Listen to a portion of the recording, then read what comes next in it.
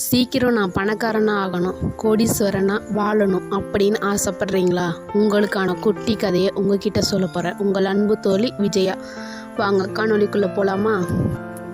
கோடீஸ்வரர் ஆவது எப்படி? மீன் பிடிப்பவன் ஒருவன் கையில் ஒரு முகம் பார்க்கும் கண்ணாடியுடன் ஒரு குளக்கரையில் நின்று கொண்டிருப்பதை ஒருவன் பார்த்தான். அவன் கண்ணாடியை வைத்து என்ன செய்கிறான் என்று வினவினான். அதற்கு மீன் பிடிப்பவன் தான் கண்ணாடி கொண்டு மீன் பிடித்து கொண்டிருப்பதாக சொன்னான். மேலும் இது ஒரு புதிய வழிமுறை என்றும் இது கொண்டு தான் பெரும் செல்வம் சேர்க்கப் போவதாகவும் கூறினான். அது எப்படி செயல்படுகிறது என்று கேட்டான்.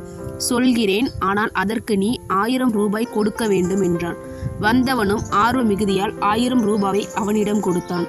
இப்போது மீனவன் சொன்னான், நான் கையில் இருக்கும் கண்ணாடியை மீன்கள் நீரில் ஓடும் பக்கம் திருப்பி வைத்து சூரிய ஒளியின் பிரதிபலிப்பான வெளிச்சம் ஓடும் மீன்களின் மீது படுமாறு செய்வேன். உடனே ஓடும் மீன்கள் குழப்பத்தில் நிற்கும். அப்போது நான் அவற்றை இலகுவாக பிடித்து விடுவேன். வந்தவன் அதிர்ச்சி அடைந்தான்.